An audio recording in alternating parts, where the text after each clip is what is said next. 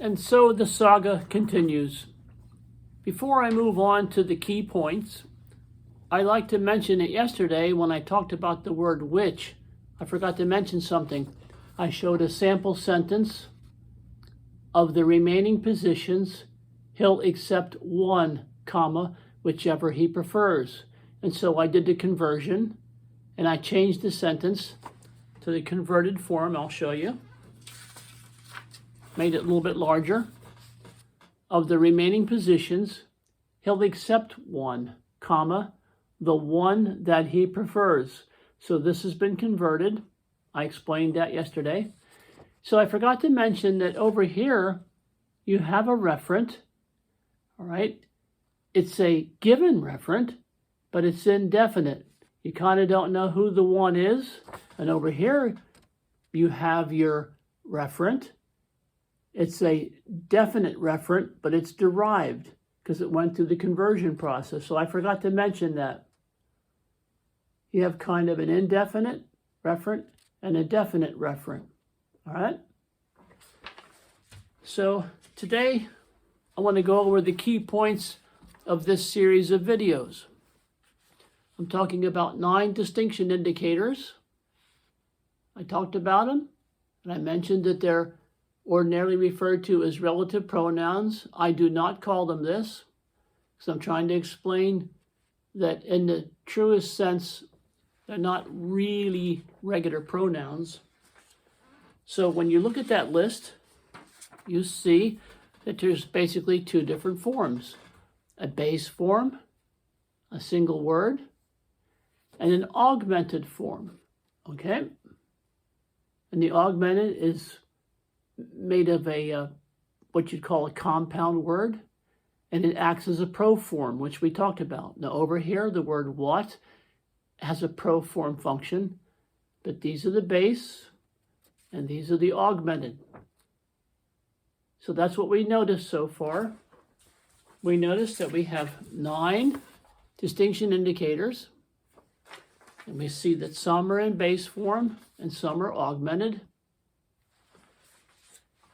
And we noticed through our studies, if you paid attention to the videos, that 5 are referent carriers.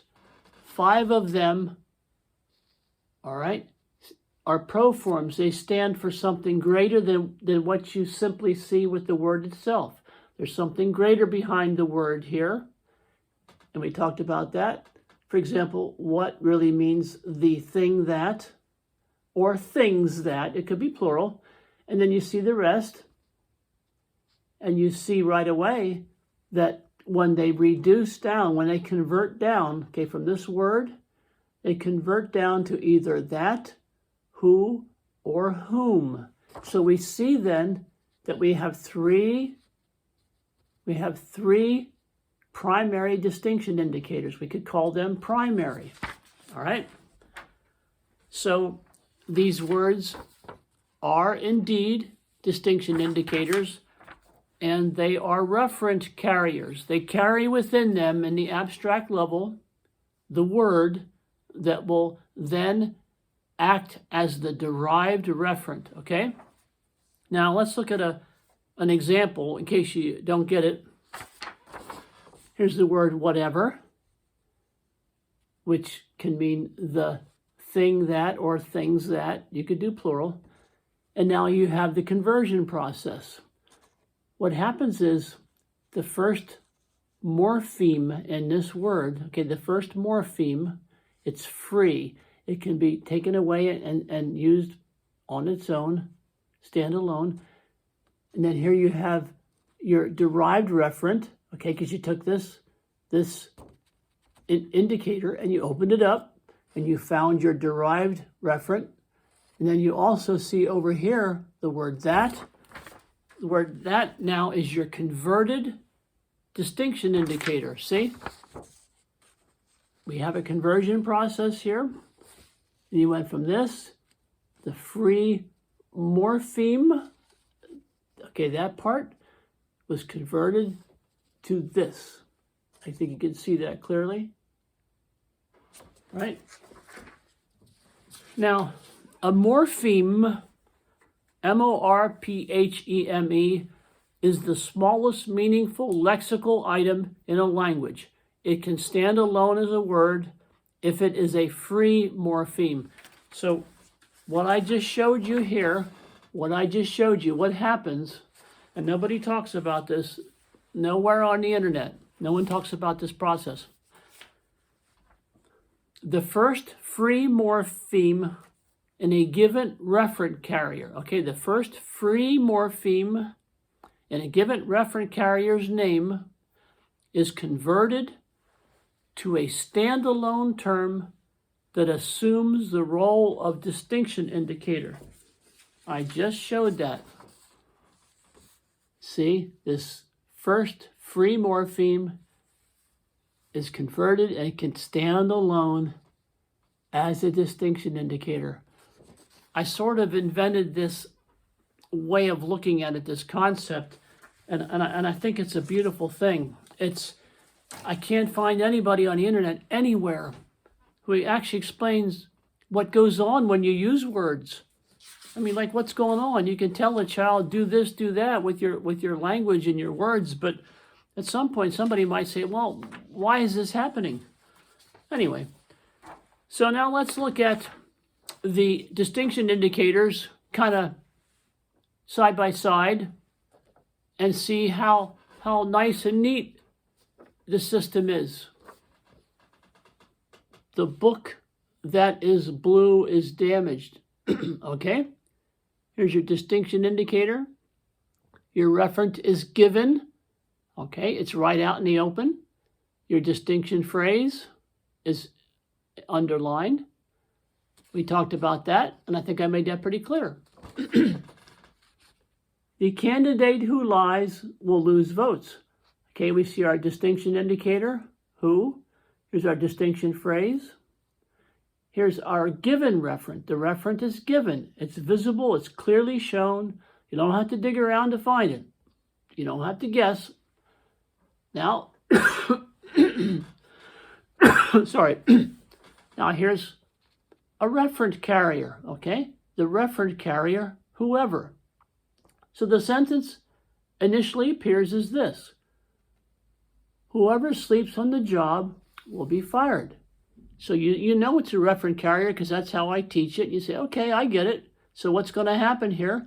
Well, we have to have a conversion process, and it happens in the mind automatically. You don't have to do it consciously. This just happens. My goal was to explain what happens and why it happens. That's the whole point of the videos. So we had a conversion process, all right? And here's what we get. Any person who sleeps on the job will be fired. So now we have, after the conversion, we have our derived referent, person, all right? We have our distinction indicator. See how it changed? The first morpheme here, who, became who. Then you have your distinction phrase, that's underlined. So that's very, very clear. And you can see here graphically how neat and beautiful it is. Now here's the word which. The Italian wine, comma, which she loves, is very expensive. So here you have your given referent. It's plain, it's evident. You don't have to dig around. Okay, here's your distinction indicator, which, and here's your distinction clause. You have your distinction indicator, he loves, that's a clause, right? And that's your distinction clause.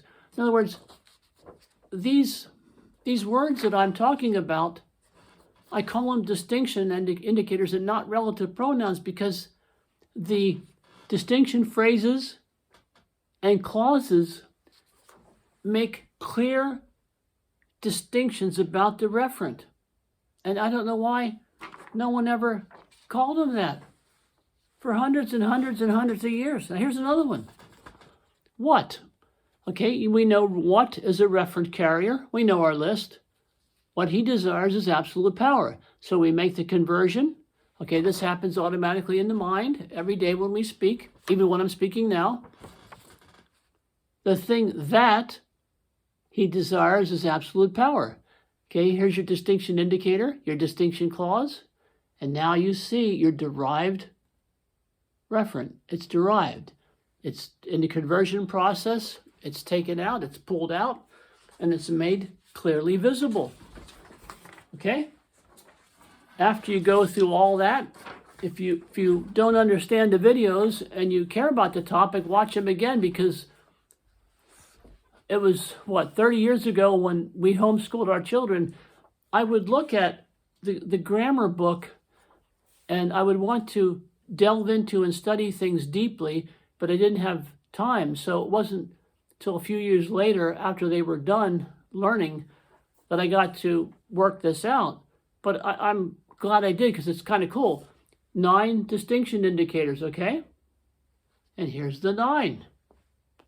Of the 9, as I mentioned, 5 are base. 4 of them, okay, are augmented. 3 are primary. I told you about that. 3 are primary. And then 5 are referent carriers. The 5 referent carriers. This, which I've carried with me in my brain for close to 30 years, is a beautiful thing. And I figured, well, no one else is talking about it, so I'll give it a shot. But this is what I end up with. I end up with a beautiful system. And, you know, in science, you say, okay, I have this idea, but it has to be tested. And what you try to do is you try to prove that it's false. You see if it can be falsified. And I haven't found any really serious major problems with this yet. Now, if you say, well, relative pronoun is a crappy name, why? Well, I say it's because relative pronoun actually should have been called relating pronoun in the first place. Okay? It should have used the participle here to refer to that pronoun. And they didn't. No one did. Relating pronoun. So if you're going to say relating pronoun, logically, more concisely, you could say associating pronoun. And in my system, I immediately discovered that I liked calling it an associator. So when I was working on this, I kind of jumped ahead quickly. Then I pursued it even farther, further, and I thought, well, you know, distinction indicator is even a more precise name for that. So here's the process that you would go through logically if you're looking for a concise name. And I did it in a short amount of time, because why fool with all this middle stuff here, you see? And in conclusion for today, and maybe for this series, I don't know, the question is relative pronoun a good name? And I say no, because the distinction indicator, as I've given you, as I've shown you, it takes on different forms, it works differently mechanically, and it performs a meta function. That is, it's not a base function, it's not a single function, it goes beyond. I showed you what these words really do, what they really mean, what goes on inside in the abstract level. And I'd have to say overall, I like my terms, and I like how I explain it. I think it makes sense. Okay, I know that went long, I apologize. So thanks for being super patient with any of my videos, and I hope you benefit from them. Good night.